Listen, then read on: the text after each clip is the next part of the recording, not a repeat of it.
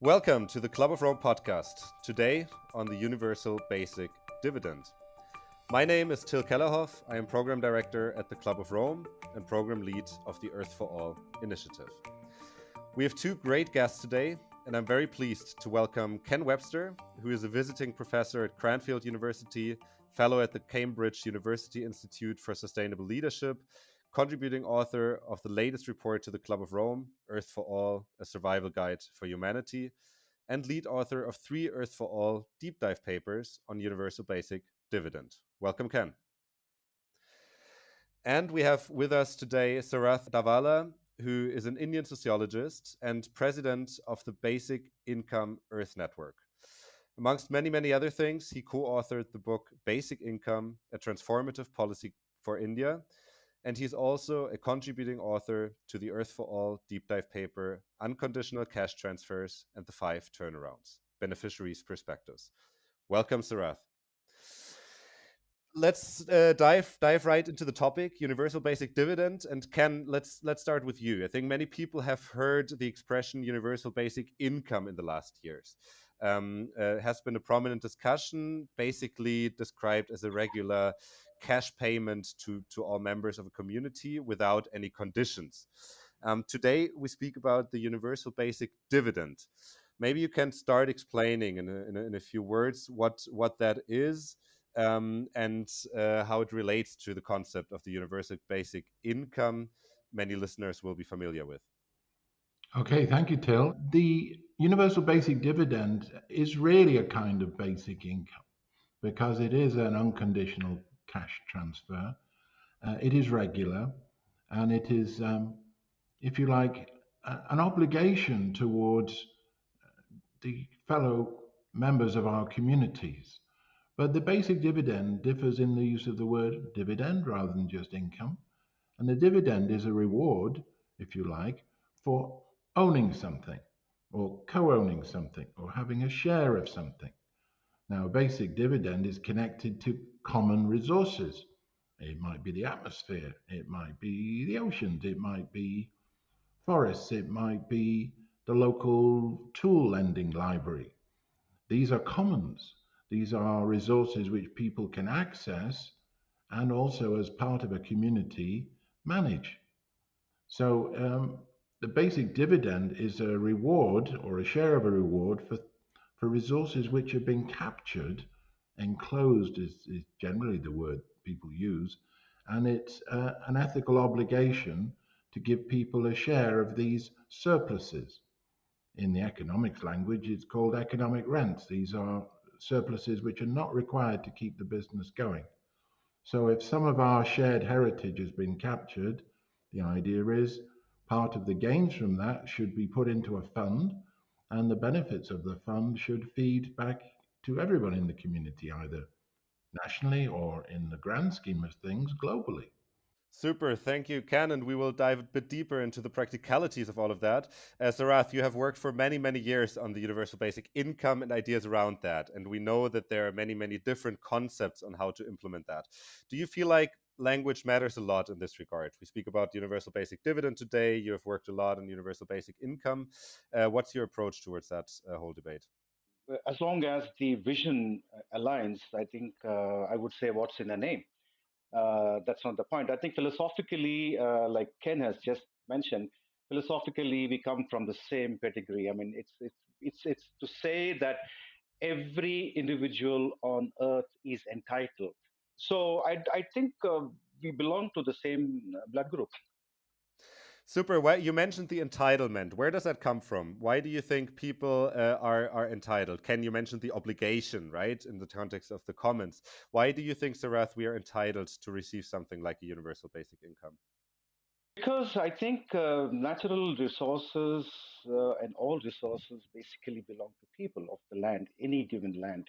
Okay, so and then the wealth that is created in any given society is a kind of comes from several generations of contribution. So a few individuals cannot stand today at the end of the road and say that we made this, we made that money. So I think we have to really go to the roots of what wealth is and who owns it. I think those questions, these are the civilizational questions we are raising now. I'm glad to be alive at this time. That's good, and it really comes to fundamental points, right? And can you argue that there's something like the commons that might be a little bit difficult for everyone to understand? And is it right to say that it might be something in between private and public ownership, and that there is a category we might have forgotten in the dichotomy between private and common? That's the key point, Till. I think that many people have forgotten or not been able to engage with the concept of the commons in more recent times. Because you say on one side there's either private ownership, which is very familiar, and equally familiar is state ownership, public ownership and control. Whereas in the middle, there always used to be, if you like, mesoscale or middle scale social institutions. I've got a lovely little quote here about that from a writer called Dill Green. He said, commons are mesoscope social institutions, not micro individual or macro collective, but meso. But it's in the middle where life takes place. I like that. Where we all live. The missing middle is the key. Build commons. Now, the commons are a set of resources, people who have uh, access to those resources, and a set of rules by which those resources are used. The aim is to maintain those resources for all generations. This is what the commons, if it was grazing back in the 14th century in England, or it was the use of the forests. It exists all over the world in different forms. But I think this is an opportunity to revive the middle, the missing middle, Dill Green called it, the opportunity to look more at what we can do for each other. And it's rooted in the idea that the state of economic and technological development makes the adoption of openness, quoting again, cooperation and shared ownership and governance a more rational economic choice in meeting the needs and wants of humanity than one based on competition, artificial scarcity, and the pursuit of profit. So I think it's an exciting area to recover the notion of the commons. But the very strong element of this is it's taking unearned income, it isn't making a firm any less competitive, and giving it as unearned income as a dividend in the language I use. And it also ties in with what Club of Rome's been very interested in, which is how do we get prices to tell the truth?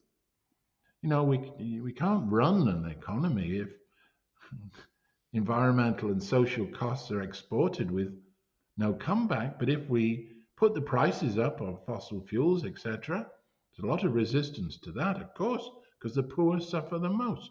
So it does two jobs at once there, or three. It's ethically the right thing to do. It allows us to charge the real price for resource extraction and damage of the environment, and it gets the poor on side because they feel more secure.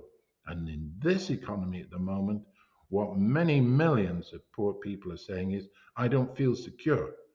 And everybody has perhaps begun to realize that you need a different way to approach this problem. And you need to bring economic security as well as social and environmental concerns to the fore. And I think it's really brave of the Club of Rome to make that point. Thank you very much, Ken. And you mentioned various aspects of this whole debate and kind of a holistic approach towards the universal basic dividends in the sense that it has an ethical component, it has a strong economic component in what is often now described in internalization of externalities.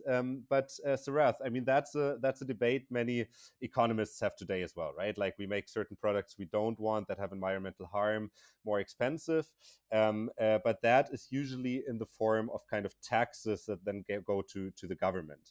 Why do you think it's important to have this dimension of cash transfer to citizens, which is different to kind of taxes where the government then decides where the money goes? Yeah, let me go back to the point that Ken was making. I would not take this very artificial binary of private versus state ownership. I think it is not a settled matter. We should go back a little and then say how did we come here is a question we should ask now. Like, for example, there is a does government really own all that it says it owns? Is a question. There was a big Supreme Court case in India where a group of people who were working, asking the government to close down the mines, they said that the people own the mines, natural resources, and government is only a custodian. Okay, so the Supreme Court gave a judgment which said that yes, people are the owners of the mines and the land, and the government is only a custodian. And so we start unpacking that and start breaking it down into pieces, and that what is the difference between the custodian and the real owner. So I think we are at the brink of both the climate emergency, we are destroying the planet, and also the large scale precarity is also going to cause the point that Ken mentioned about the large scale insecurity in the society, which is going to be extremely damaging, and it will blow on our face very soon. So on this twin crisis, I would say that we actually accept those principles and work on those principles and have a dream. And I would say tax and all are the mechanics that will eventually have to be sorted. So I would only say that I would not front load the mechanics. I would really say we should have this vision to disrupt the kind of order that has brought us to the brink. Thank you. And I think it's a very important point to point out that we're confronted kind of with two crises. We have the climate crisis, but we also have the social and inequality crisis that has taken shape. And both of them is fundamental also in the way we think about our economies. And one could say that for a large part of the 20th century, in simplified terms, one could say that the model of progress was jobs and growth, right? It was assumed that increasing production and consumption, ideally also increasing wages and more productivity and more goods and services, were often used as a proxy for well-being almost. And there is now, Thomas Pelley has this quote saying, "We are in an era of transition. Employment was a fundamental problem of the 20th century. Income distribution will be the fundamental problem of the 21st century." So maybe first, Sarath, we speak, of course, also about different economies, right? When we speak about a kind of high income countries, this aspect of, yes, it's really more about distribution now is, of course, very apparent because we see that the ever increasing production of goods and services is not a good model of progress there anymore. How do you see that in the context of the model of progress in the Indian case, in the Indian economy, where, of course, an important discussion is also still the lifting people out of poverty? So how does kind of increasing the production relate to the distributional component in your context?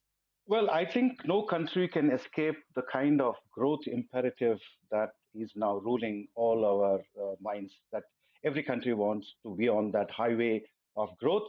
And we have come to a kind of growth trap where we say that unless there is growth, there's not going to be enough money.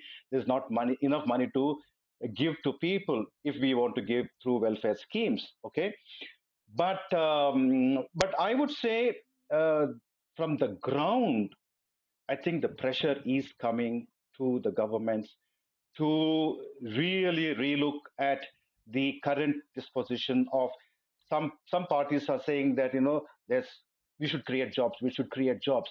I mean, I can sit and put on a graph that it is impossible to create jobs. We cannot create jobs with the kind of technological stage we have come to. So what we have to do is that the well-being of people has to be seen as part of a macroeconomic priority. You see, it's not about just numbers, it's about people. So to keep people alive and standing and working, I think we have to take that as a factor into your macroeconomic thinking and balancing. Thank you. And Ken, maybe also in this context, before we dive deeper into the practicalities of the universal basic dividend, but how do you feel like does this approach relate to our kind of economic paradigm? I mentioned that, growth is a paradigm to a certain extent. What does this suggestion, how does it relate to how we think about our economies today? Yeah, in the 20th century, as we know, jobs and growth are led. The good thing about that of course, was that jobs were largely full time, and they would last for a whole career. Uh, since the orientation of the world moved towards much more freedom for financial organizations, lots of globalization, some of which had great plus to it, income disparities have rather ruined the idea of growth and jobs because the rich don't spend that much, actually. They keep it and then acquire more assets. Acquiring more assets often means real estate, uh, uh, for example, or stocks and shares. It became an extractive financial system. So, what does it mean to say we want jobs and growth if most of the growth ends up in income being given to the already wealthy, and that in the other direction, precariety in employment just multiplies? This also fits in with the resources question too, because if we talk quite a lot about a circular economy, making sure it's not extractive in materials and energy sense so much, we also need to get away from an extractive monetary economy. In other words, it's about circulating and maintaining capitals. So we need to be able to circulate money back to the base quite deliberately. It's not going to happen in a sort of 20th century sense anymore. And that's part of that shift in thinking towards it from extraction to circulation in money and material stroke energy cycles. And this is an important, I agree with Sarath, that at the moment, let's just get the vision sorted out. I'm very convinced that getting a heuristic, a narrative that's quite tight, and people can go, yeah, I like that. Mm. Now, in the opposite direction, the right wing are very good at harnessing emotional content, outrage or fear so good grief, there should be some space to make some very positive uh, moves without resorting to downright lying. Many good points, Ken. Thank you. And indeed, I mean, the question of narratives is very important because we know that reality is very much shaped by that as well, right? It's shaped by ideas. We know the quote by John Maynard Keynes saying the ideas of economists, both when they are right and when they are wrong, are more powerful than is commonly understood. So, we have a lot of narratives that shape reality. We see a lot of myth and counter narratives in this world as well. I mean, I grew up in the times of trickle down economics and the thought that accumulation of capital at the top would by any ways lead to well-being gains for the broad masses because it trickles down in a way. And can you describe that there might in certain areas even be a trickle up effect? So it is important to build and to paint this attractive new story of where we could move towards to. And Sarath, you're doing that for many years. And one of the attractive ideas in this context is really the unconditionality, right? You speak about that. It's important. It doesn't really matter whether money, what is it being spent for, but it is an obligation for society. Why do you think it's so important to have this unconditionality in this whole debate? I feel that of the five pillars of universal basic income we talk about, unconditionality is the real cutting edge. And that is probably the central and the core value of the universal basic income or universal basic dividend. It's unconditionality because we want to decouple work and wage linkages that we started believing as something organic and nature given, or it's like it's so in the current imagination. But I think it is not. We shouldn't even call a wage. That's why we're calling it dividend or income, which is unconditional. So unconditional because we say that it should be the ground to stand on and give you the choice to either participate or not participate in the labor market. That is going to be the only possible way of surviving in the next couple of decades, because that is the direction we are all moving towards. And only that unconditionality, I would say, and the choice and the freedom that people will gain from it will make them raise that question, the right kind of questions that we have been talking since the beginning of this podcast.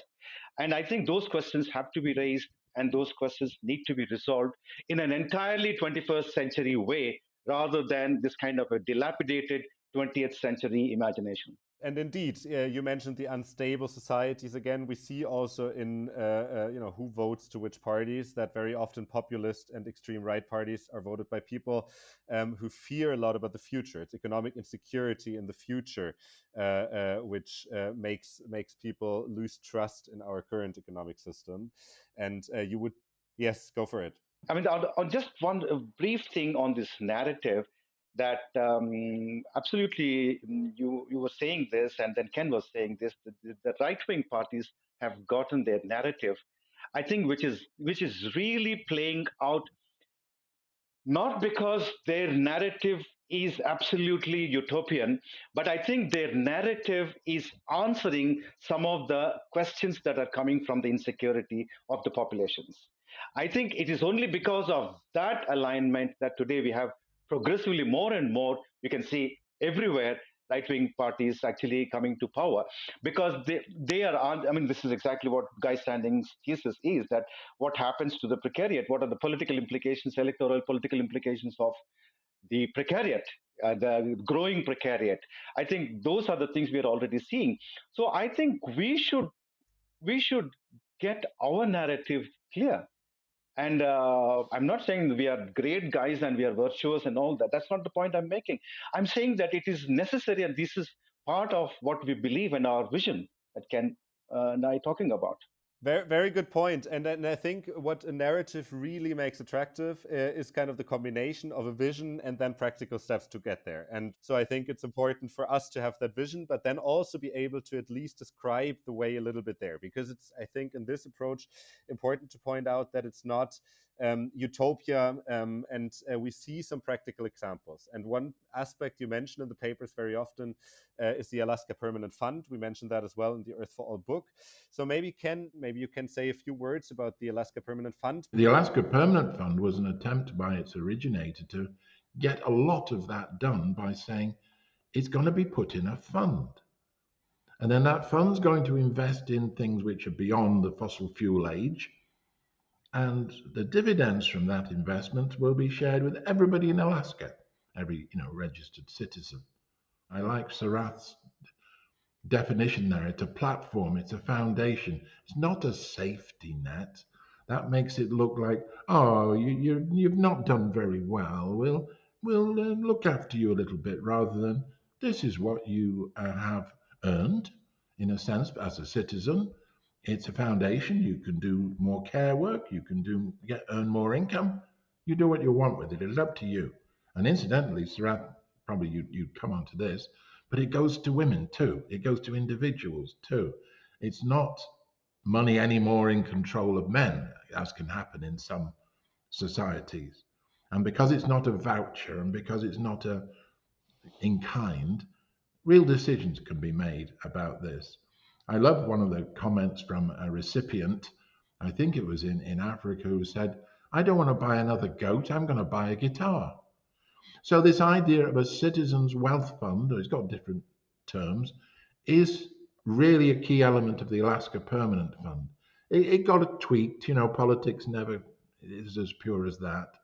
But the idea was it's transparent. There's the money coming in, there's the money going out, you can see what happens.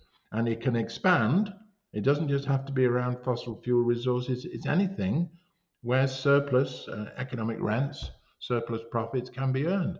The classic one, Henry George was writing about this in the 19th century, was increasing land values. I bought a house 30 years ago. It's worth a lot now. Okay, I decorated it, but I didn't do anything to earn that money. I just sat here. Whereas people now who buy a house, they've got very high mortgages. It might not go up so much. Why did I get something for free? Because it was actually everybody around me that made the community I happily live in. It's not down to my effort. So there are lots of ways of extending a basic dividend to other resources. It might be financial transactions, fees or taxes. It might be around carbon emissions. You were talking about, just briefly finish here, Keynes and his comments about economists. There was one I think I flagged in an earlier discussion, which was that men possess thoughts, but some ideas can possess men. And it was a 19th century thing, so it's men. But you get that difference. I think we're chasing here. I'm getting excited about it, just talking about it, about ideas that will possess people and go, this is what I want. I don't know how the details are going to work, but this, I'm going to vote for this, get annoyed about this, protest about this. I want it. I want this. It's only fair. And I think there's enormous power in that. Yeah, Till, I think I think we started with the question of Alaska, and then we went to many places. Now, I think this universality and unconditionality are absolutely non-negotiable. I'm not going to the practical, I'm not talking from the practical end of the game. I'm talking from the supply end of the game. Now, 200 years ago or 250 years ago, universal suffrage people would have laughed at it. The reason why slaves and women were not given voting rights is because they thought that they were not simply capable of thinking about the public affairs and then to choose the right kind of. So I think to give voting rights to every individual, every adult, I think is came from a vision, right? About a democratic society. Okay. Now they didn't have pilot studies and they didn't have any of that burden at that time. They had a vision. Abolition of slavery was a vision, came out of a vision. William Wilberforce. Now the point I'm trying to come to is that why unconditional and why universal? I think if we look at it from a kind of a spiritual and poetic angle, I think we look at giving a basic income or dividend as the sunlight that everybody gets. I know some parts of the world don't get enough sunlight, but then I think it is unconditional. It's available to everybody. Okay, so it's like rain that is available to everybody. No, we are actually trying to equate this to that these are because we are talking about natural resources. So this should be that. Now, coming to the other question of how it will play out is one question I would like to address. And that is where I get this interesting example of Nepal, where I think we have to distinguish between human systems and the mechanical systems. Our industrial imagination kind of forces a mechanical system on us, which is a kind of static. Once you make it, it has to have all the components and it will fly. Okay, otherwise it won't fly. Whereas a human system has a learning curve. An aeroplane on its own doesn't have a learning curve. It doesn't automatically become from A aeroplane to Z aeroplane. So in Nepal, in the 1990s, they introduced a universal pension for people above 72 years old. Everybody, including the former prime minister to the last man in the village, will get this pension. Everybody is entitled. Okay, there's no selection, there's no targeting, there's no nothing. Okay, and they started with $1 a month. This was I'm saying about the 90s. Okay, and today it is for everybody above 62, I think 62 or 65, and continues to be universal in that bracket, and it's $40 a month. Now, how did $1 become $40? I think that is the learning curve. That is where the political economy has worked, and that is where all the dynamics of political economy work. So we should, first of all, accept the human system. And whenever we introduce a great idea, I think the human system has its own learning curve. And when we do that, we don't have to have everything in place and say that is it practical. On the one hand, I would say you should have a vision, forget about practicalities, they will come eventually. Number one. The second extreme example I'll give is that if a wild animal is chasing you, you will not sit and deliberate that is it practical that I will be able to run and save myself. You won't deliberate on. You don't have, you just run.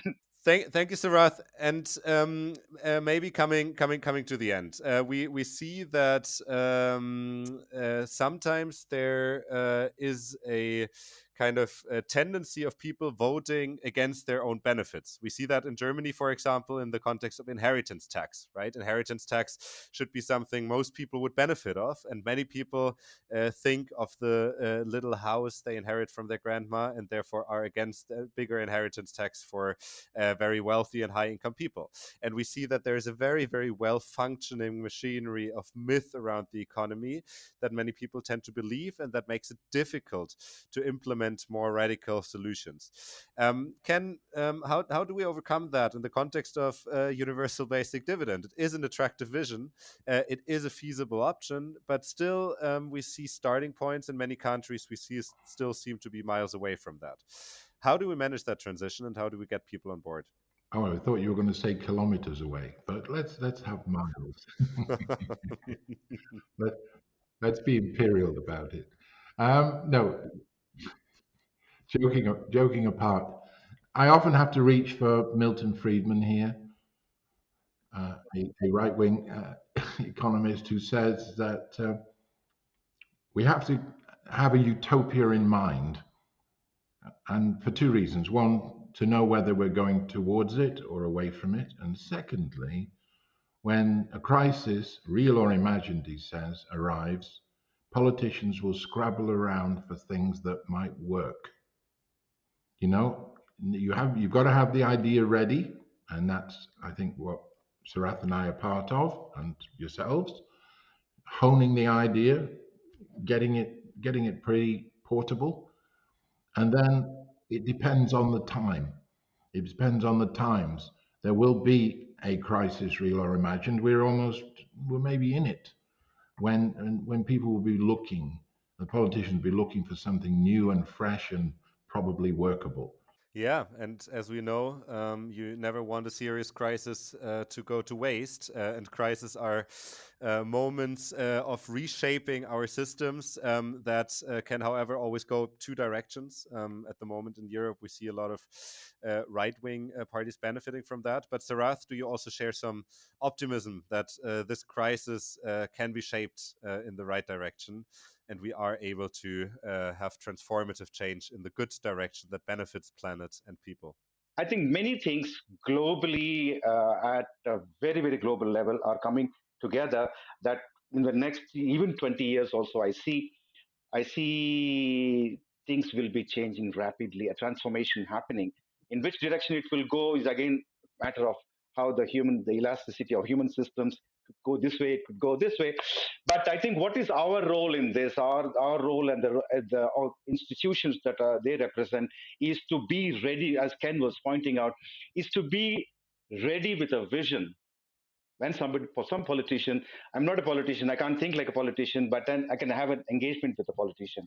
And when they come and ask, can you tell me something? I have a story to tell, I have a narrative to tell, and I have a vision to share. And it's up to them what they want to do it. So let me do my job well is my thing. And I feel very optimistic that it is happening. Excellent, Sarath. And last question to both of you. What role do you see for the Club of Rome in this whole thing? Well, to keep on doing what it's been doing so successfully, which is to make, if you like, a superstructure around ideas. You've got the modeling, so the ideas aren't just, yes, it's great, we have a vision, but you've been able to model things to say, well, if this happens, then that is quite likely because your original modeling is still fantastically relevant. You got it right. And if you keep making reasoned, rational, pertinent comments and publications, you're definitely on the right side of things. And I think many people refer back to the Club of Rome as a place where they can find intelligent, uh, constructive, forward-looking work. I'm very proud to have been able to support your work, and I hope it goes on for a very long time. Absolutely, I echo what Ken has said. I think you've been doing fantastic work, and I think this kind of this in the cusp of this bringing the socio-ecological concerns together and articulating them is extremely important. In fact, I think it can go very far. I don't know how your outreach, but I think you should reach out to the youth and to the music I think it should translate. Your vision needs to get translated into something that reaches the youth and young people. I think they are the largest demographic, and then they are the ones who are going to take all this into the future. Thank you very much for making me part of this. Thank you very much. And it has been a fascinating discussion. I would still have many questions, but maybe we just meet again in a year or so, discuss progress, and see where we are then. Thank you very much for joining. And thanks everyone for listening to the Club of Rome podcast. For more information, please visit clubofrome.org and see you next time. Thanks for joining. Thanks, Ken. Thanks, Sarath.